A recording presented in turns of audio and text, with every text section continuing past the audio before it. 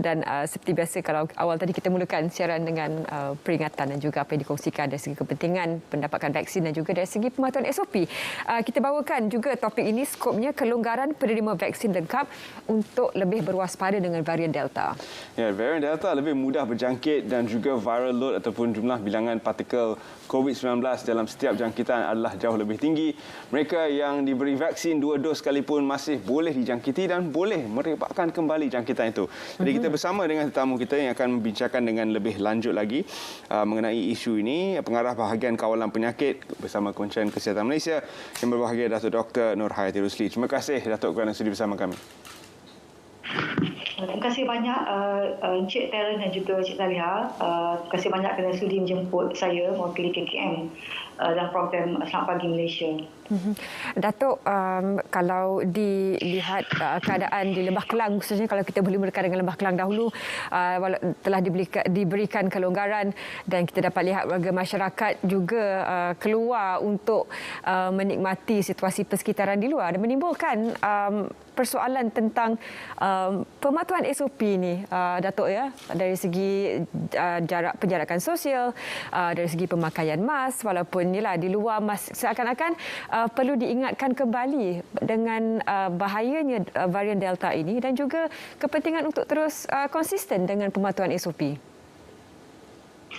Saya rasa ini amat pentinglah untuk kita bersama-sama mengingatkan diri kita sendiri dan juga yang lain, sebab kita telah menghadapi pandemik COVID-19 ini sejak tahun 2020 lagi, awal dari kurang 1 tahun lebih. Kita telah pun bersama dengan pandemik COVID-19 ini. Bermakna kita semua telah mengetahui apakah faktor-faktor risiko yang mungkin menyebabkan mudah mendapat jangkitan COVID-19 ini dan juga bagaimana langkah-langkah yang sewajarnya yang perlu kita lakukan untuk kita mencegah daripada mendapat jangkitan dan juga mencegah daripada menularkan kepada orang lain. Walaupun sekarang ini liputan imunisasi kita memang agak tinggi, jika lihat daripada sehingga pencapaian 12 dan 9 semalam, imunisasi kita amat memberangsangkan di mana dari segi peratusan populasi yang mendapat dos pertama lebih kurang 65.4%, manakala second dose 52.6%. Dan jika lihat dari segi pencapaian liputan imunisasi bagi penduduk yang berumur 18 tahun ke atas pula, kita telah mencapai 91.3% untuk single dose, manakala untuk dos kedua ialah 73.4%. Ini menunjukkan betapa kita telah bekerja keras untuk memastikan imunisasi ini dapat kita liputi ke seluruh rakyat Malaysia, terutama mereka yang telah kita sasarkan, dan selanjutnya kita akan kembang kepada penonton tertentu termasuk yang remaja. Jadi di sini saya ingin ingatkan bahawa imunisasi adalah salah satu cara untuk kita memberi perlindungan.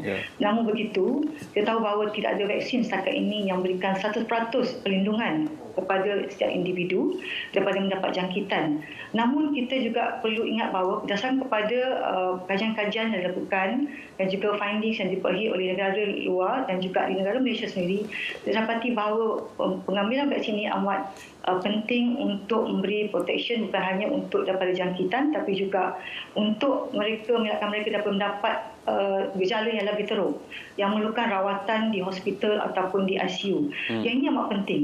Tetapi pada masa sama juga kita masih perlu mengamalkan semua SOP-SOP yang telah ditetapkan oleh kerajaan termasuk Kementerian Kesihatan Malaysia dan juga hendaklah mengamalkan semua amalan-amalan baru yang telah ditetapkan. Ini adalah basic thing ataupun perkara asas yang perlu difahami oleh setiap individu rakyat Malaysia mengenai keperluan langkah-langkah pencegahan untuk mengelakkan mereka mendapat jangkitan dan juga menularkan kepada ahli keluarga, rakan sekeliling dan juga komuniti selanjutnya.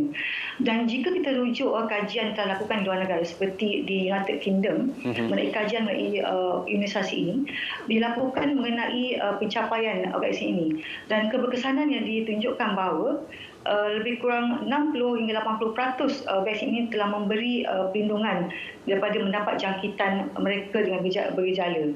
Manakala keberkesanan juga menunjukkan lebih kurang 80 hingga 90% daripada mereka ini daripada mendapat keperluan mendapat rawatan hospital ataupun di ICU. Dan jika bandingkan dengan imunisasi terhadap mereka varian-varian ataupun jangkitan COVID biasa dan juga yang melibatkan varian, terdapati bahawa terdapat sedikit penurunan dari segi keberkesanannya. Namun begitu, kepenuhan ini agak rendah antara 5 hingga 7%, dan kita lihat bahawa dirumuskan bahawa vaksin ini masih amat memberi perlindungan yang masih diperlukan dan amat penting memastikan untuk memberi perlindungan kepada setiap individu yang mengambil vaksin ini, bukan hanya untuk diri sendiri tetapi juga memastikan bahawa orang lain dari sekitar, terutama mereka yang tidak dapat mengambil vaksin, terutama yang menghadapi masalah kesihatan, yang tidak boleh mengambil vaksinasi disebabkan oleh masalah-masalah tersebut, ataupun mereka yang berumur kurang daripada 18 tahun yang pada masa ini kita sedang usahakan untuk memulakan vaksinasi di peringkat remaja. Dan seperti Cik Tara dan juga Cik Zaliha maklum bahawa kita telah pun memulakan vaksinasi pada remaja berumur 16 tahun 17 tahun di 2 negeri di Malaysia seperti di Sarawak dan juga di Labuan. Jadi di sini saya ingin tekankan semula bahawa imunisasi ini amat penting untuk kita memberi kita protection kepada diri sendiri, tapi juga untuk kita dapat mendapat jangkitan yang teruk, untuk mengelakkan kita daripada memerlukan rawatan yang di hospital dan juga di ICU, pada masa sama juga untuk mencegah daripada berlaku penularan dalam komuniti. Dan diingatkan juga bahawa norma-norma baru ini perlu diamalkan, bukan hanya faham mengenai perlu pakai pintu emas di tempat awam dan sebagainya, mencuci tangan kerap, penjarakan fizikal, ventilasi yang mencukupi, tapi yang penting ialah bagaimana kita perlu mengamalkan norma-norma baru ini di mana pun kita berada lah, terutama bila melibatkan dalam kumpulan tertentu. Jadi ini perkara penting yang perlu diingatkan oleh setiap individu, Cik Karin dan juga Cik Zaliha. Doktor, sekarang ini kita telah pun melihat kelonggaran telah diberikan, terutama sekali kepada sektor restoran dan industri pemakanan di mana dibolehkan untuk dine-in atau makan di dalam ruangan kedai. Adakah kelonggaran-kelonggaran seperti ini dengan melihat kepada penularan varian Delta di kalangan masyarakat Malaysia dilihat akan menambah kepada bilangan kes-kes baru? Angka kita bukanlah turun dengan mendadak lagi dan juga angka kematian yang dicatatkan masih dalam 3 digit. Jadi pandangan Datuk Doktor mengenai kelonggaran-kelonggaran yang diberikan. Okey, terima kasih. Untuk makluman saya, pihak-pihak juga telah maklumkan mengenai PPN ataupun Pelan Pemulihan Negara, di mana Pelan Pemulihan Negara ini telah disediakan dengan begitu teliti melibatkan berbagai agensi, dan kita juga telah mengambil kira risiko-risiko tertentu sebelum Pelan Pemulihan Negara ini kita laksanakan di seluruh Malaysia.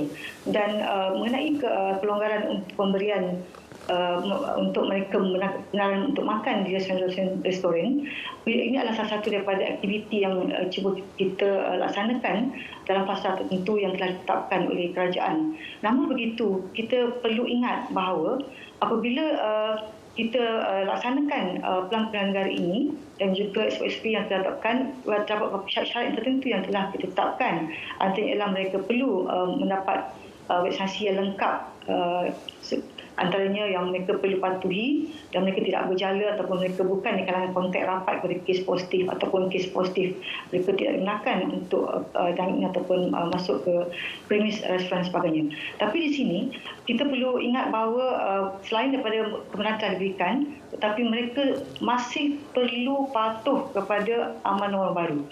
Begitu juga pada premis yang restoran tersebut, kita telah menetapkan SOP yang ketat supaya memastikan tidak berlaku pelanggaran di dalam premis mereka.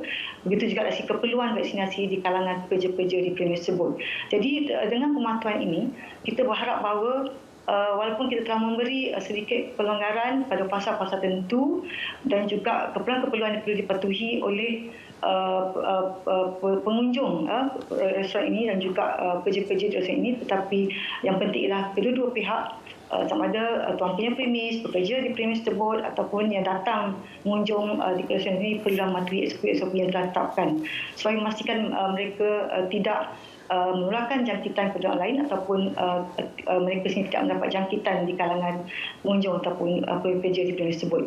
Jadi perkara ini amat penting sebab kita tahu bahawa kita telah lama mengalami pandemik COVID-19 ini, dan kita juga perlu lihat dari segi selain daripada kepentingan kesihatan tetapi faktor-faktor lain seperti sektor ekonomi dan sosial. Kalau kita mula lihat dan kita cuba longgarkan apabila syarat-syarat tertentu telah pun memenuhi dalam pilihan negara.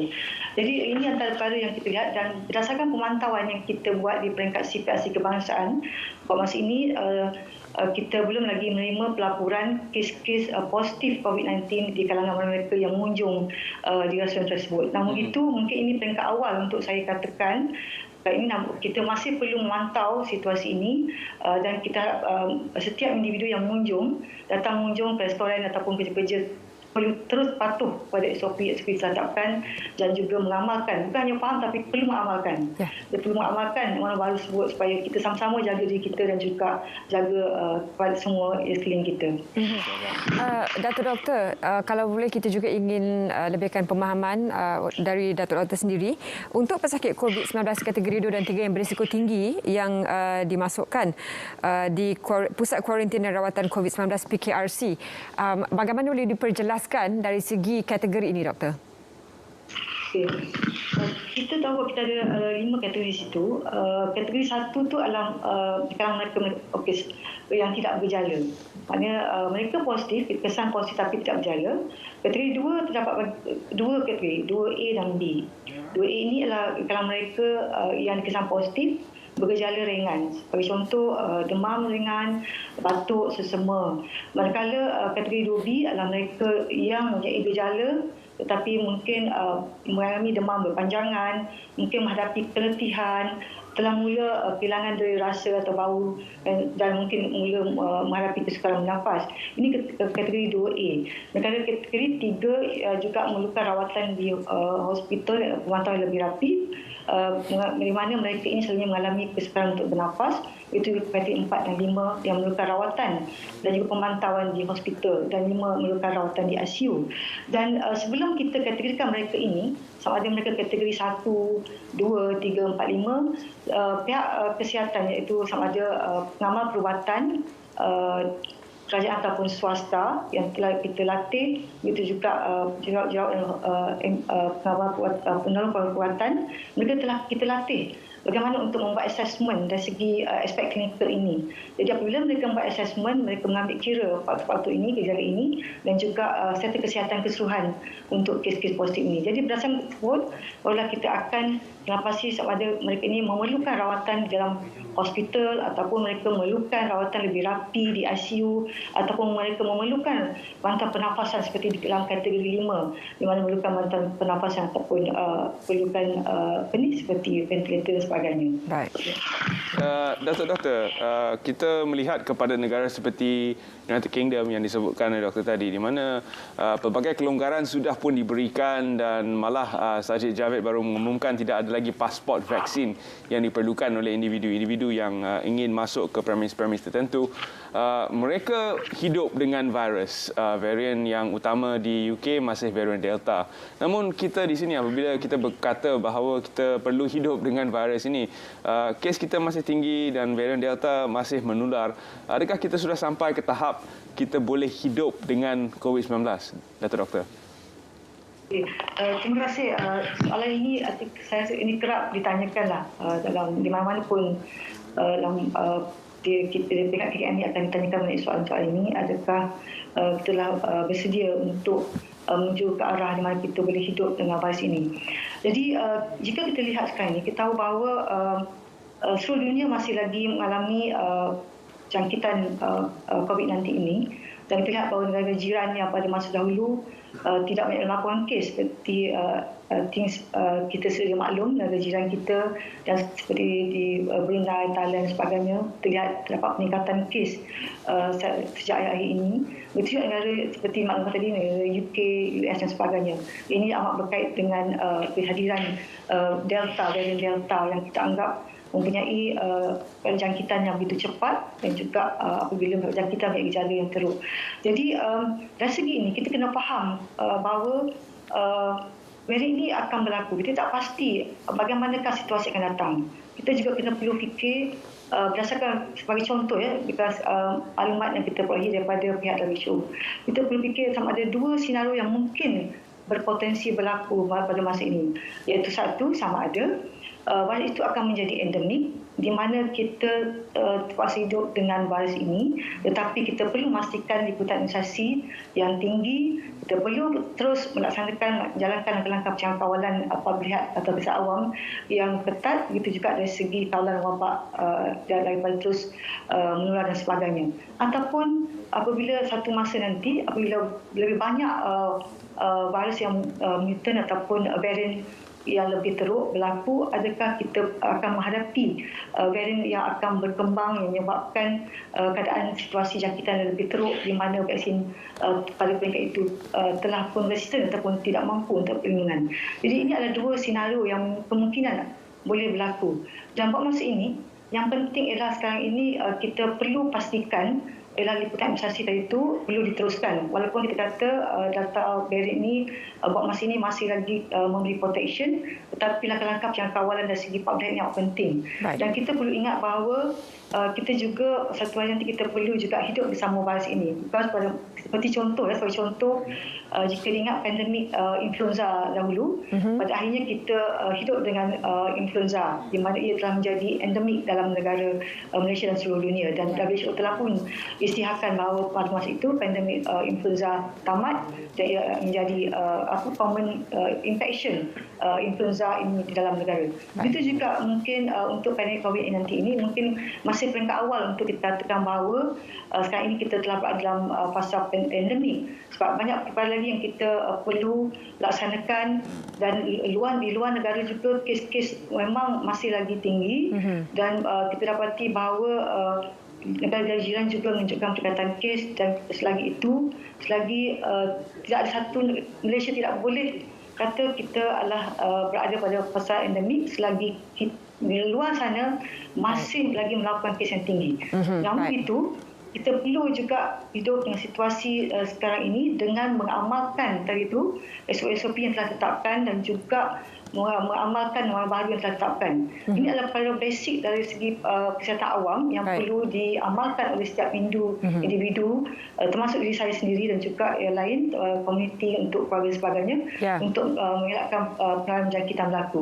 Dan satu lagi dari segi liputan imunisasi ini penting dia untuk memberi perlindungan, dan penting ialah kita nak pastikan bahawa walaupun kes-kes di Malaysia masih lagi di peringkat antara 19,000 lebih ke 20,000 lebih, tetapi kita telah mula melihat terdapat penurunan menunjukkan trend yang menurun, terutama dari aspek kes-kes yang memerlukan rawatan dalam hospital dan juga kes yang memerlukan rawatan ICU. Jadi ini kita lihat sebagai satu feedback positif yang kita lihat bahawa pentingnya setiap rakyat Malaysia yang perlu mengambil vaksinasi ini perlu mendapatkan vaksinasi dengan keadaan segera untuk melindungi diri mereka sendiri dan juga untuk komuniti dan seluruh rakyat Malaysia sekalian. Baik, terima kasih Dato' Doktor kerana sudi bersama kami dalam Selamat Pagi Malaysia.